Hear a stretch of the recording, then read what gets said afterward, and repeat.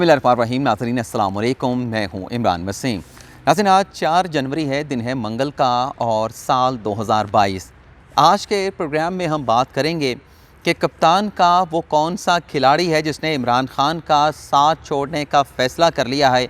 और वज़ीर आज़म इमरान खान की जानिब से पाकिस्तान पीपल्स पार्टी के सीनियर रहनुमा एतज़ाज़ अहसन के साथ हंगामी बुनियादों पर क्यों रब्ता किया गया और इस सारे मामले का किस बड़ी शख्सियत की नाहली के साथ, डिस्क्वालिफ़िकेशन के साथ गहरा ताल्लुक़ है। ये तफ़सीलात आज के इस प्रोग्राम में आपके साथ हम शेयर करेंगे। दूसरी ख़बर में हम बात करेंगे कि वो कौन से 3 बयान हल्फ़ी हैं जिन्होंने वज़ीर आज़म इमरान खान के लिए मुश्किलात पैदा कर दी हैं। यानी यहाँ पर राना मोहम्मद शमीम के बयान हल्फ़ी की बात की जाती है, शहबाज शरीफ के उस बयान हल्फ़ी का ज़िक्र किया जाता है जिसकी वजह से नवाज़ शरीफ पाकिस्तान से लंदन रवाना हुए थे। लेकिन अब ये कौन से 3 बयान हल्फ़ी हैं जिन्होंने वज़ीर आज़म इमरान खान के लिए ख़तरे की घंटी बजा दी है। तीसरी आज की हमारी ख़बर ये है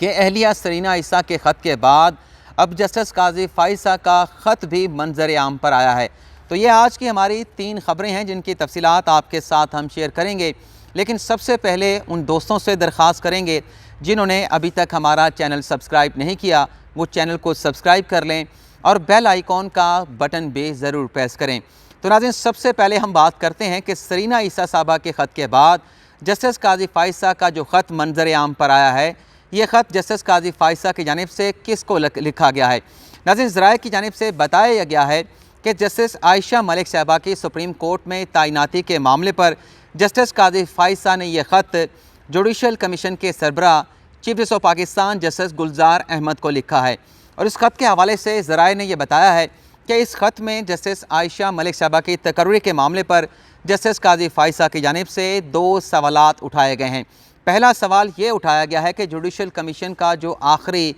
9 सितंबर को इजलास हुआ था जिसमें जस्टिस आयशा मलिक साहबा का नाम जो है सुप्रीम कोर्ट के जज के लिए मंजूर नहीं हो सका था, इत्तफ़ाक़ राय नहीं हो सका था, तो फिर क्या वजह बनी कि जस्टिस आयशा मलिक साहबा का नाम जो है वो दूसरी मरतबा जुडिशल कमीशन में सुप्रीम कोर्ट के जज के लिए फ़्लोट किया गया है, प्रपोज़ किया गया है। दूसरा सवाल ये उठाया गया है कि जस्टिस आयशा मलिक साहबा का नाम प्रपोज़ करने से पहले कमीशन के जो सरबराह हैं chief justice of Pakistan justice Gulzar Ahmed ने कमीशन के अरकान के साथ मुशावरत क्यों नहीं की। ये 2 सवाल जो हैं ज़राए की जानिब से बताया गया है कि जस्टिस काज़ी फ़ाइज़ा ने अपने ख़त में chief justice of Pakistan justice Gulzar Ahmed के सामने उठाए हैं। इस ख़त के मुतल्लिक़ जो इंकशाफ किया गया है कि ये ख़त लिखा गया है, ये इंकशाफ किया है जो एक सीनियर रिपोर्टर हैं, सहाफ़ी हैं हसनात मलिक ने अपने यूट्यूब चैनल पर बात करते हुए इस बात को कन्फर्म किया है कि बावसूख ज़राए ने यह ख़बर उन्हें दी है कि जस्टिस काज़ी फ़ाइज़ा ने जस्टिस आयशा मलिक साहबा की तकर्री के मामले पर यह ख़त जो है वो chief justice of Pakistan justice Gulzar Ahmed को लिखा है। अगर हम पहली ख़बर की बात करें कि कप्तान का वो कौन सा खिलाड़ी है जिसने वज़ीर आज़म इमरान खान का साथ छोड़ने का फ़ैसला कर लिया है। ये नाज़रीन कप्तान का वो खिलाड़ी है जो जिस पर वज़ीर आज़म इमरान खान बहुत ज़्यादा एतमाद करते रहे हैं और अब भी बहुत ज़्यादा एतमाद करते हैं। और ये खिलाड़ी हैं कप्तान के attorney general of Pakistan Khalid Javed Khan साहब। ज़राए की जानिब से बताया गया है कि अटॉर्नी जनरल खालिद जावेद खान साहब ने वज़ीर आज़म इमरान खान को अपनी अनअवेलेबिलिटी के हवाले से आगाह कर दिया है और आगाह ये किया गया है वज़ीर आज़म पाकिस्तान इमरान खान को एजी साहब की जानिब से कि वो फरवरी 2022 तक जो है इस ओहदे पर अपनी ज़िम्मेदारियाँ सर अंजाम देंगे। लेकिन फरवरी के बाद वो अटॉर्नी जनरल फॉर पाकिस्तान के लिए वज़ीर आज़म पाकिस्तान और वफाकी हुकूमत के लिए दस्तयाब नहीं होंगे। ज़राए की जानिब से बताया गया है कि एजी साहब का ये ओहदा छोड़ने की वजह यह है कि उनकी अपनी फैमिली के कुछ इश्यूज़ हैं, कुछ उनकी अपनी प्रोफेशनल्स जो है वो मसरूफियात हैं, उनकी वकालत का भी इशू है, वकालत भी उनकी डिस्टर्ब हो रही है। तो इमरान खान साहब को आगाह ये किया है अटॉर्नी जनरल ने कि वो फरवरी के महीने तक तो इस ओहदे पर अपनी ज़िम्मेदारियाँ सर अंजाम देंगे और 2 साल का अरसा भी फरवरी 2022 में इस ओहदे पर उनका पूरा हो जाएगा। और ख़ान साहब से कहा है कि मेरे जाने के बाद अपने आप नए अटॉर्नी जनरल का बंदोबस्त कर सकते हैं। नाज़रीन ये जो बड़ी डेवलपमेंट, जो बड़ी ख़बर हमने आपके साथ शेयर की है अटॉर्नी जनरल खालिद जावेद खान साहब के हवाले से कि उन्होंने इमरान खान साहब को आगाह कर दिया है कि वो फरवरी के बाद अपने ओहदे पर नहीं रहेंगे। अगर हम एजी साहब के टेन्योर को देखें तो अपने पूरे 2 सालों में उन्होंने ना सिर्फ सुप्रीम कोर्ट ऑफ पाकिस्तान में, पाकिस्तान के मुख्तलिफ हाई कोर्ट्स में जो हुकूमत का मफाद है उसे प्रोटेक्ट किया है, बल्कि उसके साथ साथ उन्होंने जो अदालत की तकरीम है, जो इज़्ज़त है, उसे भी हर हाल में बरकरार रखने की जो है वो कोशिश की है। लेकिन ये जो ख़बर है कि उन्होंने अब ये ओहदा छोड़ने का फ़ैसला कर लिया है, ये ख़बर मौजूदा हुकूमत के लिए, वज़ीर-ए-आज़म इमरान खान साहब के लिए किसी बड़े धचके से कम नहीं है, क्योंकि कानूनी मामलात पर, आइनी मामलात पर वज़ीर-ए-आज़म इमरान खान ने हमेशा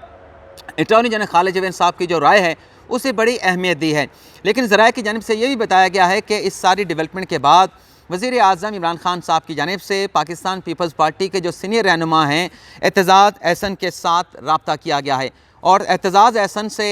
डायरेक्टली इनडायरेक्टली रब्ता करके ये कहा गया है कि हमें अटॉर्नी जनरल के लिए कोई नाम प्रपोज़ करें। ज़राए ने इस रब्ते की वजह यह बताई है कि चूँकि आने वाले जो चीफ़ जस्टिस हैं, जस्टिस उमरता बंदियाल, वो जस्टिस एतज़ाज़ एहसन के चैम्बर में काम करते रहे हैं, कुछ अरसा उनके साथ जो है वो मुंसलिक रहे हैं, और एतज़ाज़ एहसन उनके सीनियर भी हैं, तो इसलिए उनसे किसी ऐसे शख्स का नाम मांगा गया है जिनकी केमिस्ट्री जो है आने वाले चीफ़ जस्टिस के साथ फ़िट रह सके। और ये भी वजह बताई गई है कि चूँकि वज़ीर-ए-आज़म इमरान खान और जो एतज़ाज़ एहसन में एक मुश्तरक बात पाई जाती है कि इमरान खान भी शरीफ ख़ानदान को क्रिटिसाइज़ करते हैं, इसी तरह से एतज़ाज़ एहसन भी शरीफ ख़ानदान को क्रिटिसाइज़ करते हैं, तो एक ऐसा जो है वो अटॉर्नी जनरल जो है इमरान खान साहब जो है वो एतज़ाज़ एहसन की मुशावरत के साथ लाना चाहते हैं, जो इस बात को यकीनी बना सकें कि मौजूदा जो अपोजिशन लीडर शहबाज शरीफ हैं उनके जो केसेस करप्शन से मुतल्लिक, करप्शन के इल्ज़ामात से मुतल्लिक मुख्तलिफ अदालतों में चल रहे हैं, उसमें किसी तरीके से शहबाज शरीफ की जो डिस्क्वालिफ़िकेशन है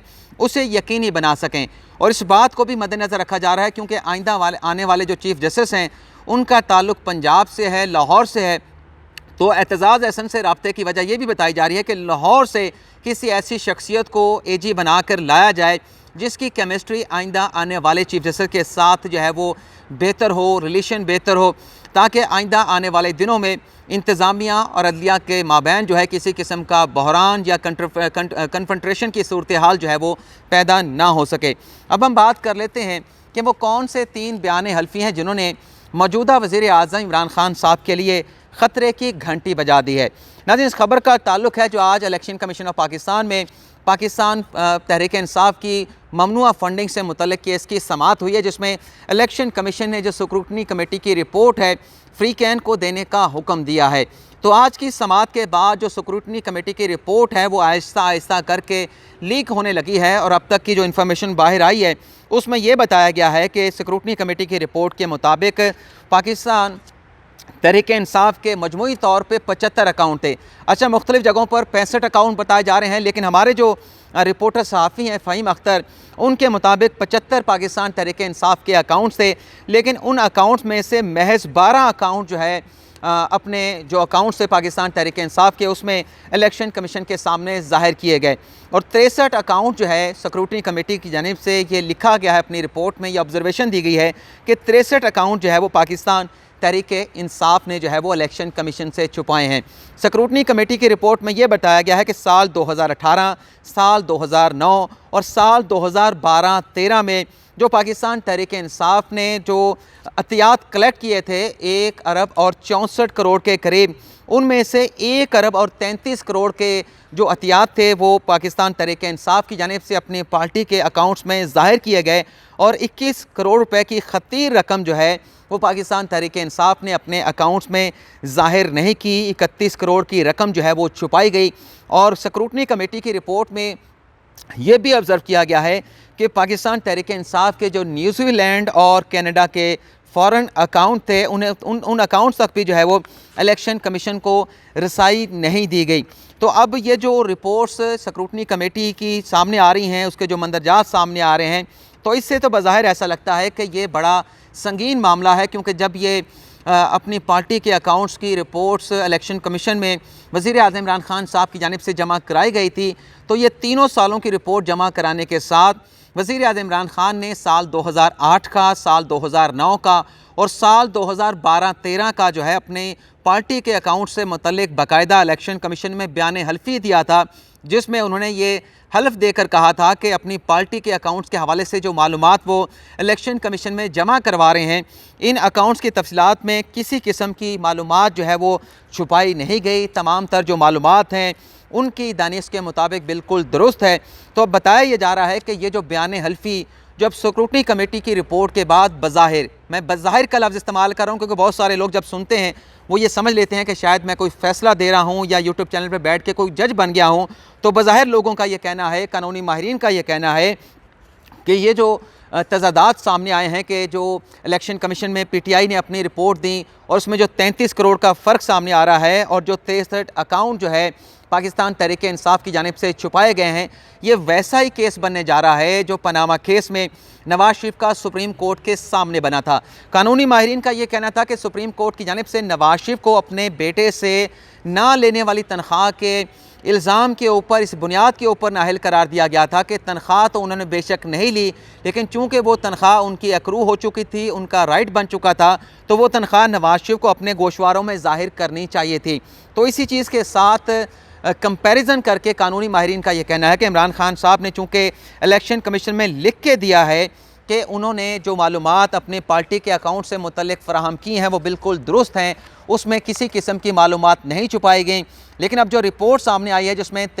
63 अकाउंट्स भी बताए जा रहे हैं कि छुपाए गए हैं, 31 करोड़ की रकम भी ज़ाहिर नहीं की गई, तो ये एक ऐसा मामला है जिस पर मौजूदा वज़ीर-ए-आज़म इमरान खान साहब पर जो है वो नाअहली की तलवार लटक सकती है, उन्हें नाअहली का सामना जो है वो करना पड़ सकता है। ये 3 बयान हल्फी जो हैं इमरान खान साहब के लिए मुश्किलात पैदा कर सकते हैं। तो ये जो है वो अब सारी डेवलपमेंट है आज के फॉरेन फंडिंग केस और स्क्रूटनी कमेटी की रिपोर्ट जो है वो पब्लिक होने के बाद। लेकिन यहाँ पर मैं ये ज़रूर कहना चाहूँगा कि ओवरसीज़ पाकिस्तानी जिनके लिए वज़ीर-ए-आज़म इमरान खान किसी प्राइड से कम नहीं, वो इमरान खान साहब से ये सवाल पूछ सकते हैं कि हमने आपको ये फ़ंड्स दिए थे, पाकिस्तान के अवाम उनसे सवाल पूछ सकते हैं कि 1 अरब और 64 करोड़ के जो हमने फ़ंड दिए उसमें से आपने 1 करोड़ और 33 करोड़ के फ़ंड तो 1 अरब और 33 करोड़ के फ़ंड तो आपने ज़ाहिर कर दिए, लेकिन 31 करोड़ के जो फ़ंड थे उन्हें कहाँ रखा गया, उन्हें क्यों छुपाया गया, उसकी वजह क्या थी। तो ये सवाल जो है वो ओवरसीज़ और वो पाकिस्तानी जिन्होंने पाकिस्तान तहरीक इंसाफ को अतियात दी हैं वो पूछ सकते हैं। अब ये उन लोगों पे डिपेंड करेगा कि ऐसा कोई सवाल आता है, नहीं आता, और अगर सवाल आता है तो उसका क्या जवाब दिया जाता है, ये आइंदा आने वाले दिनों में पता चलेगा। तो आज तक के